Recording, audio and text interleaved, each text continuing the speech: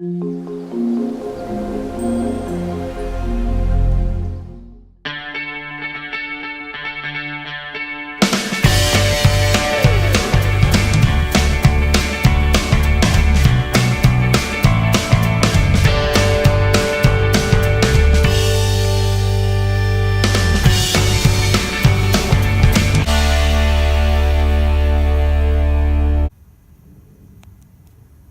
right, it's guava season here in the Phoenix, Arizona area, August 2018. This is my Peruvian White Guava here. Doing really well considering all the heat we've had this summer, consistently over 110, 115 degrees. It has been a little bit cooler, around like 100 with the monsoon season right now. We did get some rain last night, but as you can see, it's kind of like looking a little sideways right now. We've had a ton of just a lot of wind recently, which has kind of blown this sky over a little bit. So I'll probably have to stake them up. But as you can see, it's looking really green, really lush. This is one of the easiest tropical fruit trees to grow for hot, dry climates like the desert here in Arizona. Probably in Texas, California, Southwest areas where you guys get really hot and dry. Really good tropical fruit tree to grow. Not too much maintenance on this. Typically I prune it right after fruiting, so about a week or two I'll start pruning this back. Then it'll send out new shoots and flowers for the spring crop. One thing really cool about guavas is they fruit twice a year. I'd get fruit around this time, August, the end of summer, and then also springtime, probably around like April-ish. I'd like the spring crop a lot better, I think, because of the heat doesn't affect it at all. The end of summer crop is still good, but some of the fruit can be a little like sunburnt or whatever from our heat here. This really minimal care for this tree. I do feed it consistently with high nitrogen fertilizer, with fish fertilizer that's higher in nitrogen. It grows really rapidly. It tends to be a heavy nitrogen feeder. And that keeps it looking really green and lush. You can tell when you need to water these too, because the tips of them will just start drooping over.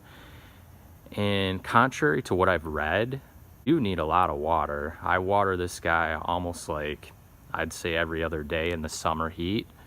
So they do like a lot of water. I've read things where they're pretty drought tolerant, but I have not seen that so far. So other than that, it's pretty low maintenance.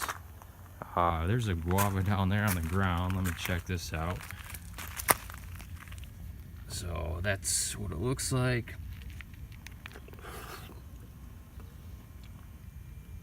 And this is the best guava that I've ever tasted. This is a Peruvian white, and it's just got a really, kind of tastes like a creamy pear, just sweet.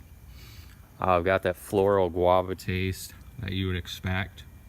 And the seeds are just hardly even noticeable. So this is by far my favorite variety that I have. Let me show you my other two here. All right, kind of hard to see this guy tucked in the jungle here, but this is my Barbie Pink guava. So my other two guavas I'm growing in containers, and I do this for a couple reasons. One, because we get cold snaps here in the desert in the wintertime, and so it's easier for me to protect it from cold. I can just bring it inside. And then two, I've never really had guavas before, so I wasn't sure if I'd really like them. And so to conserve on space, I figured I'd just grow a couple in containers. And after I tried the white one, I loved it, and I put that one in the ground because I wanted more of that one. The pinks are okay. Aren't my favorite. I think they're better just for like smoothies and juicing. Me, just a little bit juicier, but they get huge too. You can see one here. I mean, they're like the size of big lemons or avocados. I mean, this is a really big guava here. Use a cactus mix for my container plants just to improve on drainage. You really want good drainage if you're planting in containers. And as you can see, I use that white wrap, which is just like a kitchen shelf liner for the black pots, just to keep it from absorbing too much heat in our sun here. I like to use the wrap because then I can take it off in the winter time So when I actually do want it to absorb some heat.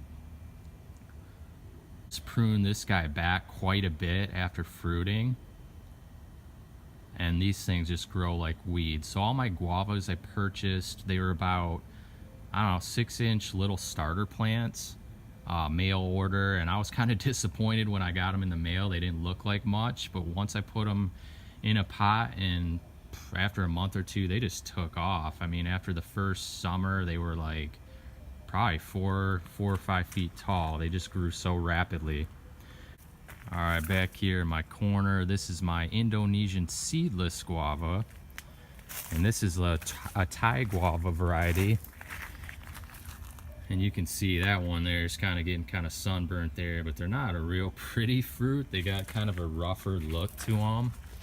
I think you eat these guys when they're a little bit more crunchy versus the other tropical guavas that I have. And this one, yeah, is seedless. I don't know. I haven't really liked the taste on this one, so I don't know if I'm going to keep this tree or not. We'll just see how it goes. And another thing about this one is it seems a little more sensitive to our hot, dry climate than my other two. So this one I have a little more shaded and protected. The winds have kind of thrashed the leaves on this one a little bit too, and it just seems like it wants to be in more of a humid climate. And has been a little bit more sensitive overall.